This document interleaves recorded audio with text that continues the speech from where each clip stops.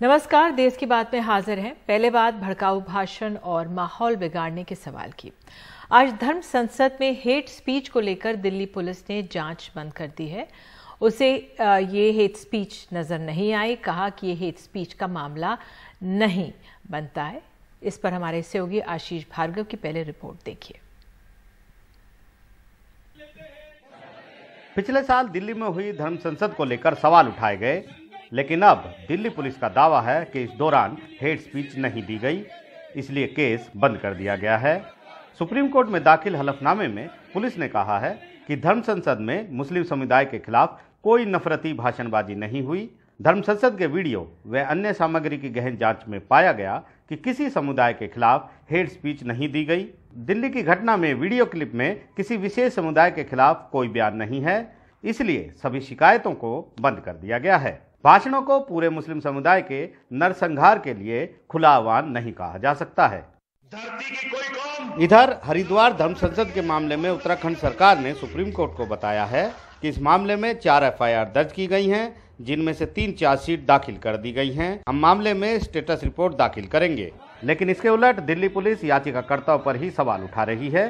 Police के मुताबिक वो साफ हाथों से नहीं आए हैं। हैरानी की बात है कि याचिकाकर्ताओं ने पुलिस में शिकायत नहीं दी, वो सीधे सुप्रीम कोर्ट पहुंचे, जो पहले ही केसों के बोझ में है। बहरहाल सुप्रीम कोर्ट ने हिमाचल सरकार से भी इस मामले में जवाब तलब किया है। इस मामले में 22 अप्रैल को अगली सुनवाई होनी है। वहीं याचिकाकर्ताओं ने कहा है कि दिल्ली पुलिस के इन दावों का जवाब अदालत में दिया जाएगा। दिल्ली पुलिस की असली परीक्षा अब अदालत में होगी, जब उसे सुप्रीम कोर्ट को संतुष्ट करना होगा, साथ ही साथ ठोस दलीलें भी रखनी होंगी। नई दिल्ली से आशीष भार्गव, एनडीटीवी इंडिया। और हमारे साथ Prashant Bhushan, senior advocate Supreme Court, मौजूद हैं। प्रशांत साहब, बहुत बहुत धन्यवाद जुड़ने के लिए और समय निकालने के लिए। सर, पहले तो मैं आपसे यही समझना चाहूंगी, आप किस तरह से देख रहे हैं जो दिल्ली पुलिस का आज रुख रहा है इस मामले में? दिल्ली पुलिस तो ये जस्टिफाई अब कर रही है कि क्यों दिल्ली पुलिस के सामने एफआईआर नहीं लॉन्च करी और क्यों सुप्रीम कोर्ट में गए।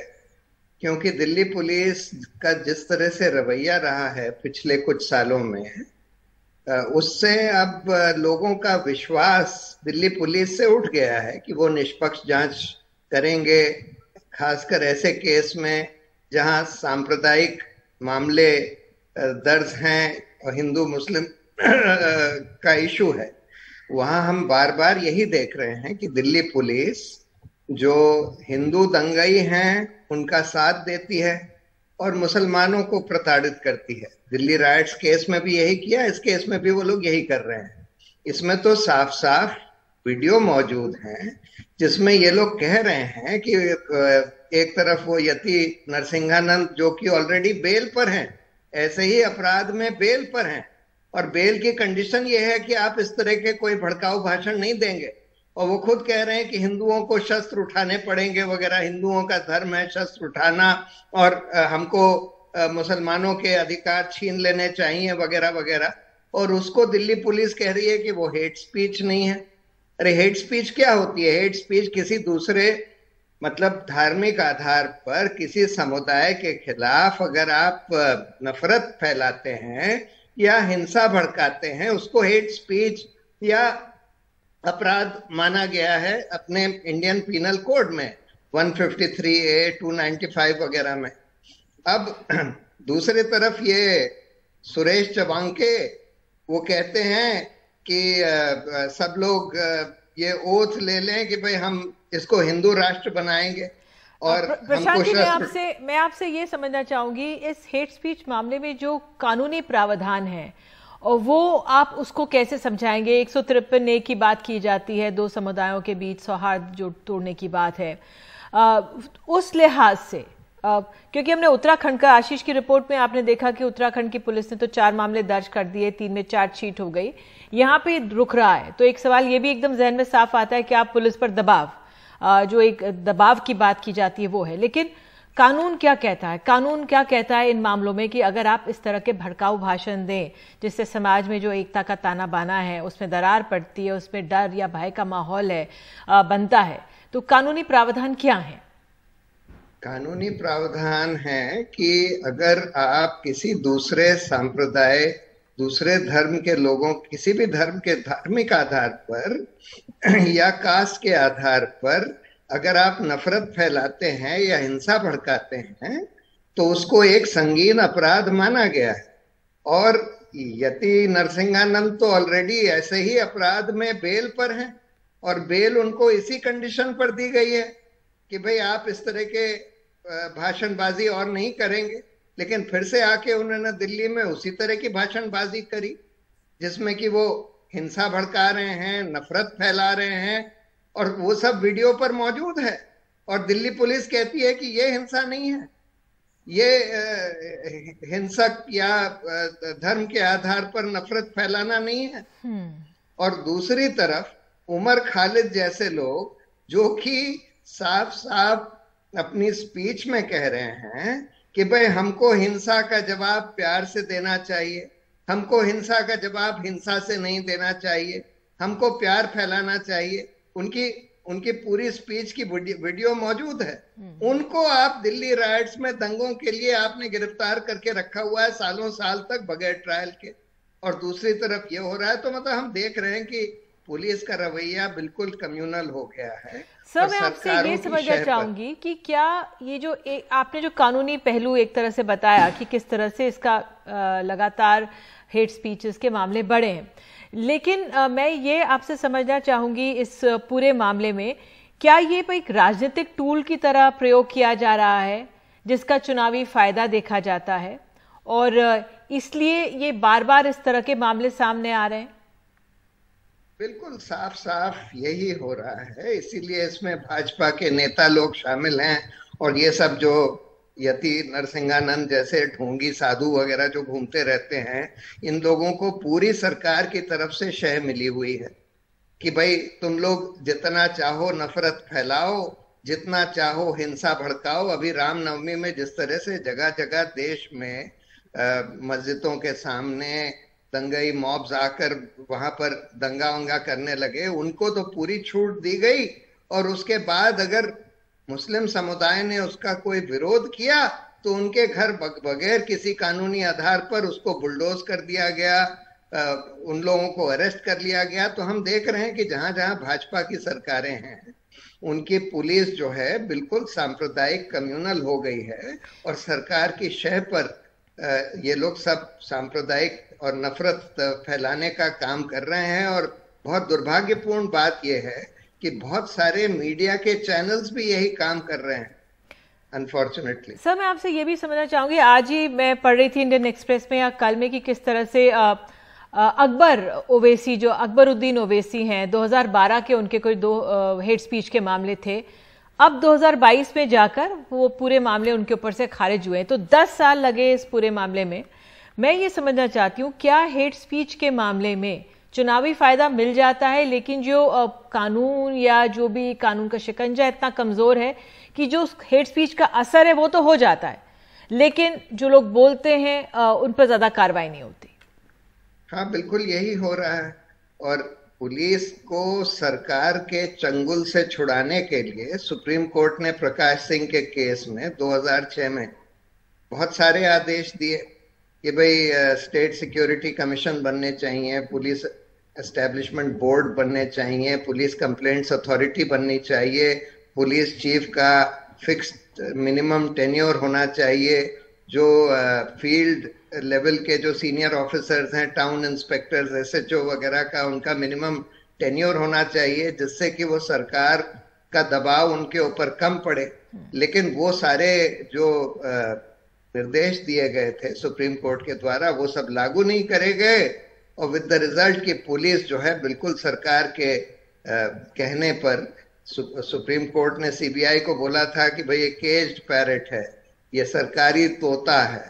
पुलिस तो और भी ज्यादा तोता हो गई है सरकार की। तो प्रशांत जी, आप पुलिस रिफॉर्म्स की बात भी करें, लेकिन अब जो अभी हाल में जो ये हेट स्पीचेस हुए हैं, अब क्या आपको होता नजर आ रहा है? कोर्ट का सहारा है, कोर्ट में पूरे मामले जाएंगे, लेकिन कब तक न्याय होता हुआ दिख रहा है? और वाकई में जब न्याय होगा भी तो उसका असर होगा, क्योंकि जो उसका नुकसान होना है वो तो समाजों में हो ही रहा है। नहीं, तो इसीलिए इन सारे मामलों का संज्ञान सुप्रीम कोर्ट और हाई कोर्ट्स को तुरंत लेना चाहिए।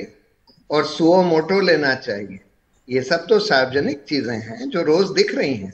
आज तो जो हालात देश में बनाए जा रहे हैं, रूल ऑफ लॉ ही खत्म किया जा रहा है। मतलब जस्टिस को बुलडोज किया जा रहा है, जस्टिस के ऊपर बुलडोजर चलाया जा रहा है, न्याय के ऊपर।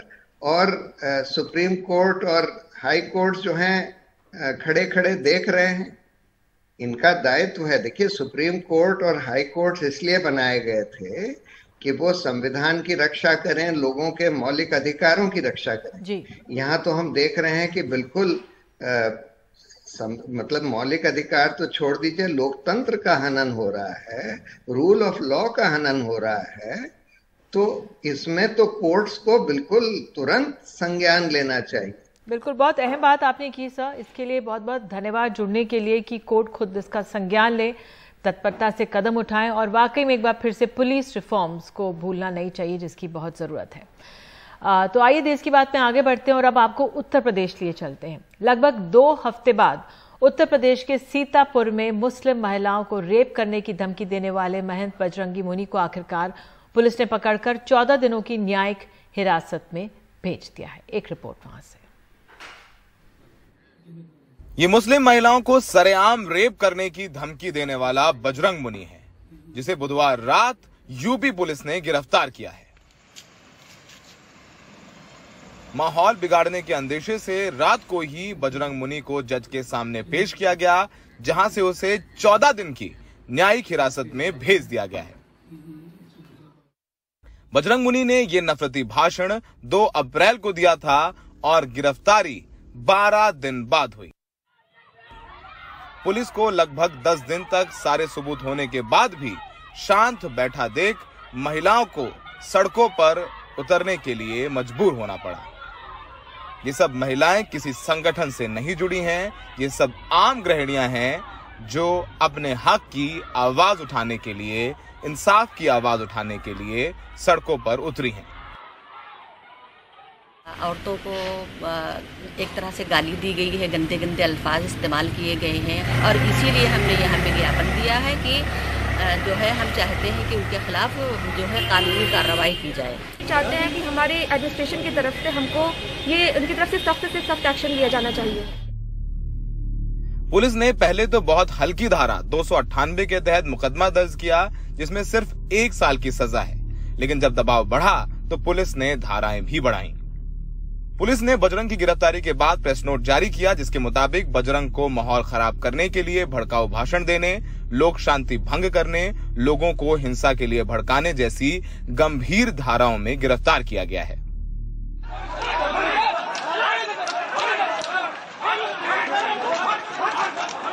गिरफ्तारी के बाद बड़ी संख्या में बजरंग के समर्थक इकट्ठा हो गए। पुलिस ने बल प्रयोग कर लाठीचार्ज की और भीड़ को तितर बितर कर दिया। बजरंग मुनि की गिरफ्तारी को लेकर आक्रोश कस्बे में फैला हुआ है। कई जगह तो पीएसी भी तैनात करनी पड़ी है। सुगर बाड़े में 28 लाख रुपए इकट्ठा है और सुगर बाड़े के लोग भी सुन लो, न सुगर बाड़ा रहेगा। बजरंग मुनि ने 2 अप्रैल को एक जुलूस में कस्बे की शीशे वाली मस्जिद के सामने महिलाओं के खिलाफ एक अमर्यादित टिप्पणी की थी। उन्होंने महिलाओं को रेप करने की धमकी दी थी। इस मामले का संज्ञान महिला आयोग ने भी लिया था। इस वीडियो में हेकड़ी दिखा रहे बजरंग मुनि ने अपने बयान पर माफी भी मांगी थी। सभी माताओं बहनों से मैं क्षमा मांगते हुए कह रहा हूं, मेरा जो वीडियो वायरल हो रहा है, अगर उनकी आत्मा को ठेस पहुंचा है तो उसके लिए मुझे क्षमा करें। पहले भी बजरंग मुनि ऐसे कई भड़काऊ भाषण देता रहा है, जिन पर पहले से मुकदमे भी दर्ज हैं। सत्तारूढ़ दल के कई नेताओं के साथ बजरंग मुनि की तस्वीरें वायरल हैं। जैसे इस तस्वीर में योगी सरकार में मंत्री राजेश राठौड़ बजरंग को कंधा देते नजर आ रहे हैं।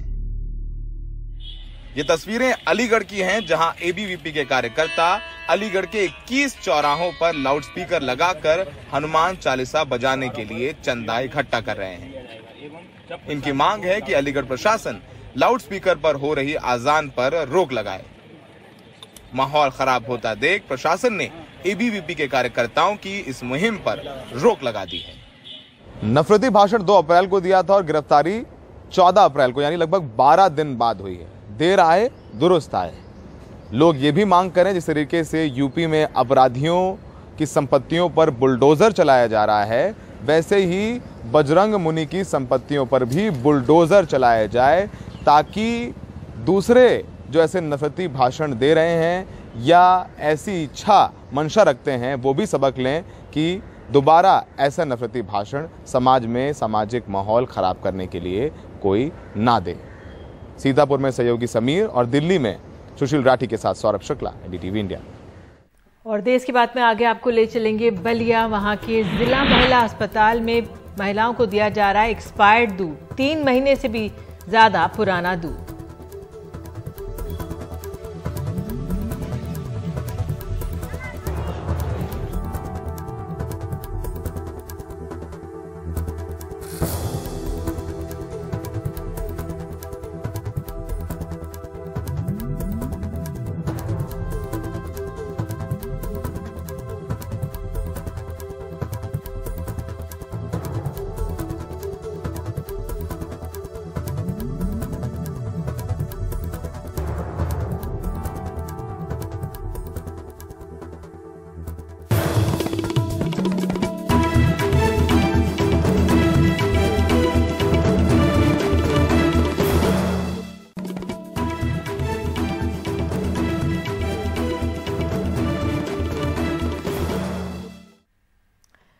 देश की बात में उत्तर प्रदेश के बलिया से खबर है। यहाँ के जिला महिला अस्पताल में भर्ती मरीजों को एक्सपायरी डेट का दूध देने का एक मामला है जो सामने आया है। मामले की जानकारी के बाद सीएमएस ने तुरंत जांच बिठा दी है।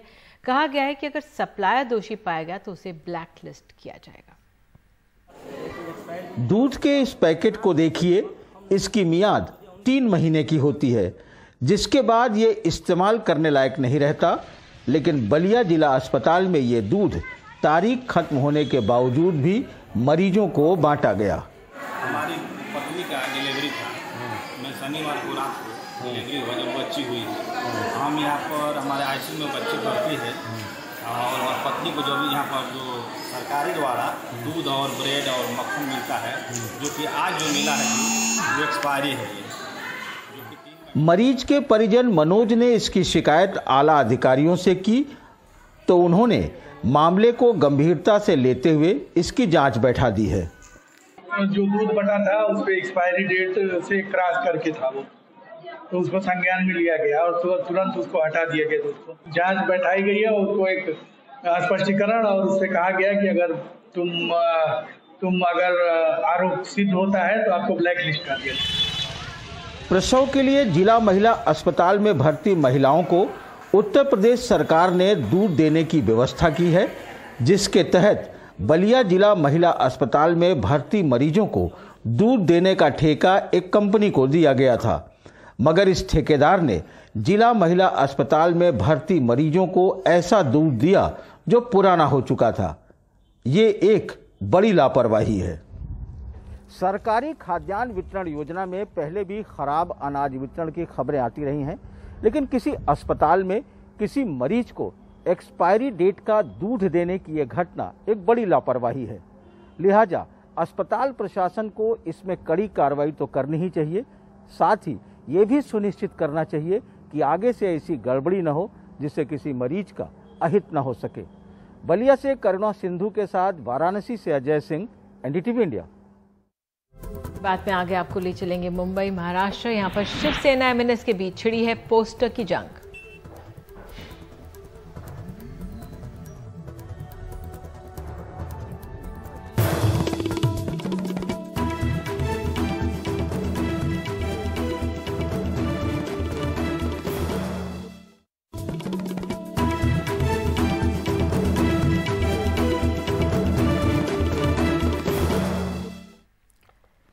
और इस समय की बड़ी खबर देश की बात में कर्नाटक से आ रही है। वहां के पंचायत राज्य मंत्री ईश्वरप्पा ने कहा है कि वो कल इस्तीफा देंगे। तस्वीरें आप देख रहे हैं किस तरह से कांग्रेस ने आज विरोध प्रदर्शन किया। कांग्रेस का जो विरोध प्रदर्शन था विधान सौदा चला गया। वहां पे पुलिस ने इन लोगों को हिरासत में लिया। मांग कर रहे थे, विपक्ष के नेता कई दिनों से मांग कर रहे थे कि ईश्वरप्पा इस्तीफा दें। आत्महत्या और उगाही के मामले में उनका नाम सामने आया था। और निहाल किदवई हमारे सहयोगी हमारे साथ मौजूद है। तो निहाल, आखिरकार ईश्वरप्पा कल इस्तीफा देंगे, उनका ये कहना हाँ जी। बिल्कुल, ईश्वरप्पा को मैं लगातार कॉल कर रहा हूं लेकिन वो उसका जवाब नहीं दे रहे हैं। लेकिन उनके सेक्रेटरी से जब मैंने बात की नागराज से, तो उनका ये कहना है कि कल वो इस्तीफा देंगे, कल शाम तक। तो कुल मिलाकर के जिस तरह से हल्ला हंगामा मचा हुआ था, और यहाँ पर बीजेपी के स्टेट एग्जीक्यूटिव की मीटिंग भी है 16 अप्रैल से, और उसमें जेपी नड्डा जो कि पार्टी अध्यक्ष हैं वो भी आ रहे हैं। ऐसे में पार्टी चाहती थी कि इस कार्यकारिणी के शुरू होने से पहले ही ये मामला और जो विवाद खड़ा हुआ है वो थम जाए। हालांकि ईश्वरप्पा इस्तीफा देने के लिए तैयार नहीं थे, लेकिन कांग्रेस के साथ साथ जो दूसरे विपक्षी दल हैं वो पूरी तरह से सड़कों पे आ गए और हर जगह हल्ला हंगामा शुरू हो गया। धरना प्रदर्शन चल रहा है। अभी भी कांग्रेस के पूर्व मुख्यमंत्री सिद्धरामैया और दूसरे जो नेता हैं विधानसभा में धरना दे रहे हैं। वो कह रहे हैं कि सिर्फ इस्तीफा ही नहीं बल्कि उनकी गिरफ्तारी भी होनी चाहिए। तो कुल मिलाकर के काफी दबाव बीजेपी पर था, और साथ ही साथ हमें जो जानकारी मिली है उसके मुताबिक कल ही बीजेपी के केंद्रीय नेतृत्व ने ईश्वरप्पा को कह दिया था इस्तीफा देने के लिए, लेकिन थोड़ा सा समय वो ले रहे थे, जो कि आमतौर पर हमेशा देखा जाता है। और अब से थोड़ी देर पहले उन्होंने यह फैसला किया है कि वो इस्तीफा देंगे, और कल दोपहर के बाद वो किसी वक्त भी अपना इस्तीफा सौंप दें। निहाल, जो बीजेपी की अंदरूनी राजनीति इस पे वो जरा हमें समझाइए, क्योंकि आप कह रहे हैं कि जेपी नड्डा जा रहे हैं और एक तरह से दबाव था केंद्र नेतृत्व की तरफ से, लेकिन हमने देखा था येदियुरप्पा ने, जो पूर्व मुख्यमंत्री थे, उन्होंने भी कहा कि इस्तीफा दे देना चाहिए। तो जो अंदरूनी राजनीति क्या है, राज्य की राजनीति क्या है इस पूरे मामले पर रही? देखिए, ईश्वरप्पा पिछले कुछ दिनों से लगातार विवादों में चल रहे हैं, और सिर्फ पिछले कुछ दिनों से ही नहीं, जब पहली बार यहाँ पर येदियुरप्पा की सरकार बनी थी उस वक्त भी सबसे पहले जो बगावती तेवर दिखाया था रेड्डी बंधुओं के साथ, वो ईश्वरप्पा ने दिखाया था। ईश्वरप्पा और येदियुरप्पा दोनों ही शिवमोगा से हैं। ईश्वरप्पा का नाम किसी न किसी विवाद से जुड़ता रहता है, और ऐसे में बीजेपी का जो नेतृत्व है, राज्य का जो नेतृत्व है, वो भी चाहता था कि ईश्वरप्पा थोड़ा लो प्रोफाइल रहे, लेकिन ईश्वरप्पा मानने को तैयार नहीं थे। वो कोरबा जाति में उनकी पकड़ है, वो ओबीसी नेता हैं, और ऐसी सूरत में चूंकि अगले साल चुनाव है यहाँ पर, इसलिए बीजेपी सीधे तौर पर उनके साथ टकराव नहीं चाहती थी। इसलिए अंदर से ही दबाव बनाया गया कि ईश्वरप्पा खुद ही इस्तीफे की घोषणा करें, और बीजेपी के जो नेता हैं इससे बचते रहें। जितने भी बीजेपी के वरिष्ठ नेता हैं मुख्यमंत्री के अलावा, उन्होंने कोई भी बयान नहीं दिया है इस पूरे मामले के सामने आने के बाद, और खास करके जब से एफआईआर ईश्वरप्पा और उनके 3 और सहयोगियों के खिलाफ हुआ है। तो कुल मिलाकर के बीजेपी भी कहीं ना कहीं चाहती थी कि ईश्वरप्पा को दरकिनार किया जाए, क्योंकि उनकी वजह से पार्टी को लगातार यहाँ पर कर्नाटक में नुकसान हो रहा था। बिल्कुल। और अंत में निहाल, ये भी कि अब आप जिस तरह से चुनाव है अगले साल, उससे पहले एक परसेप्शन की पॉलिटिक्स होती है, उसमें ये कदम उठाना पड़ा है ईश्वरप्पा को, ये जितना उन पर दबाव पड़ा, लेकिन अब इसका राजनीति पे, स्थानीय राजनीति पे असर क्या देख रहे हैं आप? देखिए, जब ये मामला सामने आया कि 40% कट का जो मामला सामने आया, उसके बाद कॉन्ट्रैक्टर एसोसिएशन ने एक प्रेस कॉन्फ्रेंस यहाँ पर की, और प्रेस कॉन्फ्रेंस करके ये कहा कि सिर्फ ईश्वरप्पा और पंचायती राज मंत्रालय का ही मामला नहीं है, बल्कि उन्होंने कुछ और मंत्रालयों का भी नाम लिया। उन्होंने कहा कि अगले 1 हफ्ते के अंदर वो बहुत सारे डॉक्यूमेंट्स, बहुत सारे दस्तावेज जारी करेंगे, जिससे साबित करेंगे कि किस तरह से हाल में भ्रष्टाचार कर्नाटक में बढ़ा है। तो ये एक बहुत बड़ी चुनौती होगी बीजेपी के लिए कि इस डैमेज कंट्रोल करना, और उसी में बीजेपी लगी हुई है। और आप समय ये देखिए कि कितना दबाव बीजेपी के अंदर से ईश्वरप्पा पर रहा कि वो आज सुबह तक इस्तीफा देने को तैयार नहीं थे, लेकिन अब से थोड़ी देर पहले वो तैयार हो गए इस्तीफा देने के लिए। तो निश्चित तौर पर चुनाव की भी तैयारी है, बीजेपी अपनी छवि ठीक करना चाहती है। अभी मंत्रिमंडल का विस्तार भी होना है, 4 से 5 सीटें खाली हैं। ईश्वरप्पा के बाद 1 सीट और बढ़ गई, और जब बीजेपी के राज्य कार्यकारिणी की हॉस्पेट में बैठक होने जा रही है 16 तारीख से, जैसा कि मैंने आपको बताया, 1 दिन के बाद परसों से, तो ऐसी सूरत में जब यहाँ पे जेपी नड्डा होंगे तो कैबिनेट विस्तार की भी बात होगी। और तो ये सारे मुद्दे हैं। इसको देखते हुए पार्टी ने काफी दबाव बनाया था ईश्वरप्पा पर कि वो खुद ही घोषणा करें, पार्टी किसी तरह का कोई स्टेप न उठाए, क्योंकि इससे जो कोरबा वोट बैंक है वो नाराज हो सकता था। बिल्कुल, बहुत अहम और बहुत दिलचस्प जिस तरह से पंचायत राज मंत्री ईश्वरप्पा ने, जिन पर भ्रष्टाचार के आरोप लगे, उन्होंने ऐलान किया है, उनको ऐलान करना पड़ा है कि वो अब कल इस्तीफा अपना सौंप देंगे। तो देश की बात में आइए आगे बढ़ते हैं और अब हम चलते हैं महाराष्ट्र। मस्जिदों पर से लाउड स्पीकर हटाने के मुद्दे पर एमएनएस और शिवसेना आमने सामने आ गए हैं। एमएनएस ने कुछ दिन पहले सेना भवन के सामने हनुमान चालीसा पाठ बजाया, तो कल रात के अंधेरे में सेना भवन के सामने राज ठाकरे की टोपी पहने फोटो लगाकर उनकी भूमिका पर सवाल उठाया गया है। हनुमान चालीसा पाठ का जवाब है।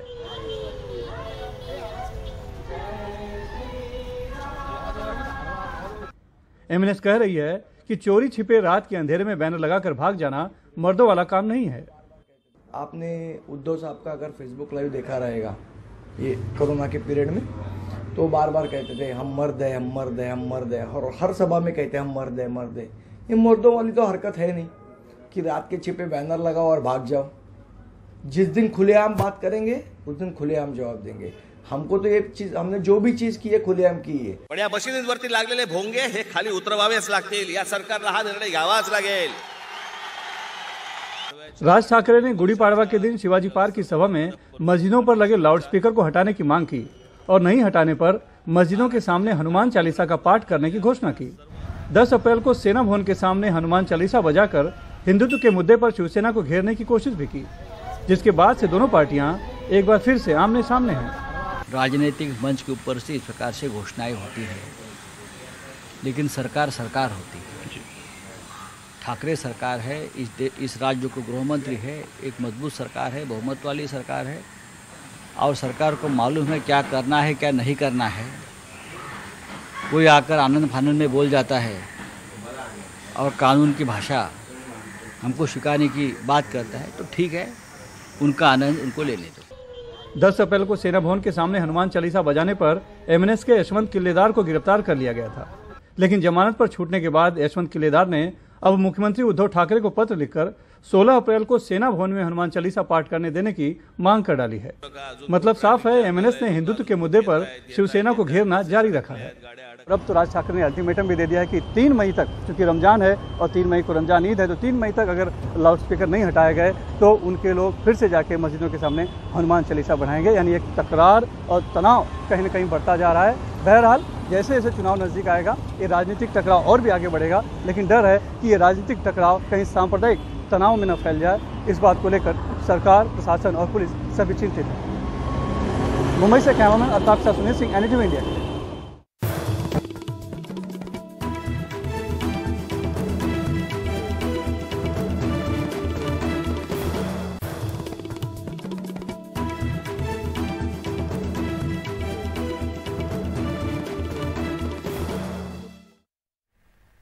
देश की बात में आइए सीधे चलते हैं मुंबई। रणबीर कपूर, आलिया भट्ट की शादी हो चुकी है। प्रशांत सिसोदिया हमारे सहयोगी वहां पे मौजूद हैं। तो क्या रौनक है, क्या हो रहा है प्रशांत, बताइए वहां पर। रौनक आपको मेरे पीछे थोड़ी सी दिख रही होगी, देखेंगे आप यहाँ पूरा मीडिया का हुजूम जो है वो लगा हुआ है, क्योंकि थोड़ी देर के बाद आलिया और रणबीर नीचे आएंगे और रूबरू होंगे मीडिया के सामने। करीब 5:15 साढ़े 5 बजे के करीब इनकी शादी जो थी वो पूरी हुई और उसके बाद जो मेहमान अंदर आए हुए थे उन्होंने निकलना शुरू किया। जैसे ही शादी हुई उसके कुछ देर के बाद ढोल के साथ थोड़ी देर के लिए एक ढोल बजा और उसके साथ पूरा एक लड्डू की बहुत बड़ी सी एक टोकरी लाई गई, जो बहुत सारे मीडिया वाले जो बाहर खड़े थे उनको या जो बाउंसर्स थे उनको दी गई। और अभी जितने भी लोग हैं आप देखेंगे कि किस तरह जो लाइटें हैं वो सब जल चुकी हैं वापस, क्योंकि थोड़ी देर में जैसे ही दिन ढलेगा ये लोग आएंगे और लोग खड़े होकर इस मोमेंट को कैप्चर करने के लिए अपनी अपनी जगह बनाए हुए हैं और इंतज़ार कर रहे हैं कि किस पल वो आएँ और ये जो मोमेंट है आलिया और रणबीर पावर कपल की तरह वो निकल के आएँ और उनको वो देख सकें। शादी जो है जैसा 3 बजे के करीब का वक्त था और 3 बजे के करीब हम लगातार विजुअल्स आपको भेज रहे थे कि कैसे करीना कपूर, करण जौहर और बाकी जो अयान मुखर्जी और जो परिवार वाले लोग थे, सैफ अली खान, सब लोग वो शादी में शामिल हुए और आकाश अंबानी भी शादी में आए। पूरे कड़ी सुरक्षा के बीच सब अंदर गई। जो गेट आपको दिख रहा है इस गेट के अंदर जाने की अनुमति किसी को नहीं है और ये जो पूरी स्ट्रीट आप देख रहे हैं इस स्ट्रीट पर ही जितने लोग आ रहे थे, जितने स्टार्स आ रहे थे उनको फोटोग्राफर्स ने और जो कैमरा लेके जो भी मीडिया कर्मी थे उन्होंने रास्ते में ही गाड़ियां जो है रोक ली। भले ही कितने ही बाउंसर्स थे लेकिन उन्होंने कोशिश पूरी की लेने की और बंद ज़्यादातर जितने भी स्टार्स हैं आपको मालूम है काले शीशे चढ़ा के रखते हैं, तो मुश्किल होता है और कई बार ऐसा भी लगता है कि गाड़ियाँ किसी के पैर पे ना चढ़ जाएं। लेकिन उन सब के बीच ये पूरी स्ट्रीट आज पूरे दिन जो है काफ़ी व्यस्त रही, फोटोग्राफर्स और मीडिया कर्मी और जो जितने भी बाउंसर्स और सुरक्षा कर्मी थे उनके साथ। और अब जो लोग हैं बस इसी बात का इंतजार कर रहे हैं कि कब आलिया और रणवीर आएँ और उनकी एक झलक देखें और उनको अपने अपने कैमरों में कैद करें। प्रशांत, ये शादी बड़ी निजी तौर पर हो रही है। अमूमन जो बॉलीवुड की शादियां होती हैं तो कुछ झलके नज़र आ जाती हैं, तस्वीरें कुछ आ जाती हैं, लेकिन यहाँ देखा गया है कि बिल्कुल कुछ सामने नहीं आया है। सिर्फ जो रिश्तेदार, करीबी रिश्तेदार जा रहे हैं, पहुँच रहे, उन्हीं की तस्वीरें आई हैं। तो कौन चाह रहा था इतनी निजी शादी? रणबीर, आलिया, कौन?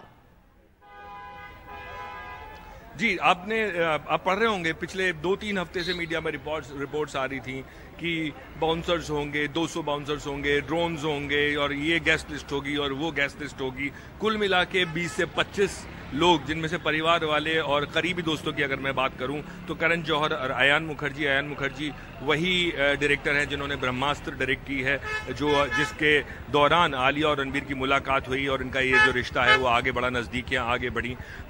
उसके अलावा और कोई भी इंडस्ट्री से जो एक्टर्स हैं या सेलेब्स हैं वो यहाँ पे नहीं आपको नज़र आए हैं। और जो आप बात कर रहे हैं कि चुपचाप शादी, ये जो रहस्य बनाया हुआ था, तारीख का भी रहस्य था। हम लोगों ने हमारे अंदर से पता किया था तो हमें मालूम था 14, लेकिन फिर भी बार बार कंफ्यूज किया जा रहा था कि शादी कभी 15 की है, कभी 17 की। जो करीबी परिवार के लोग हैं वो बार बार कभी 17 की तारीख बताते थे, कभी 15 की बताते थे, तो पब्लिक भी कंफ्यूज थी। लेकिन कल रात जब नीतू सिंह और रणबीर की जो बहन है रिद्धिमा, उन्होंने फाइनल किया 14 तारीख को ही शादी है। जितने भी मीडिया कर्मी थे या जो भी पत्रकार थे उन सबका एक ही सवाल उन लोगों से था कि शादी कब होगी। तो ये रहस्य बनाने की ज़रूरत, मुझे नहीं पता कि रहस्य इस तरह से क्यों बनाया गया, क्योंकि अगर तारीख बता भी दी जाती तो भी इतने ही लोग शायद घर के बाहर खड़े होते, और नहीं बताई गई तो शायद ये ज्यादा, आखिर मेरे ख्याल में मुझे लगता है कि 3 दिन से लोग यहाँ पे खड़े हैं। अगर बता दी गई होती तो शायद 1 या 2 दिन का ही होता। तो वजह शायद एक ये हो सकती है कि रणबीर कपूर जो हैं वो थोड़े से शाय किस्म के हैं और हमेशा, क्योंकि घर में, जिस घर में वो पले बड़े हैं वहाँ हमेशा से फेम, नेम उन्होंने बचपन से देखा है और वो इसके आदी हैं और वो शायद इससे थोड़ा सा दूर रहना चाहते हैं। अगर आप उनको देखें फिल्मों के दौरान भी वो बहुत कम इंटरव्यूज के लिए आते, तो यही एक वजह रही होगी। बिल्कुल प्रशांत, बहुत बहुत धन्यवाद और लगातार आपके पास आते रहेंगे। और आलिया, रणबीर को एक बार फिर से यहाँ की तरफ से बधाई। देश की बात में अभी के लिए इतना ही। नमस्कार।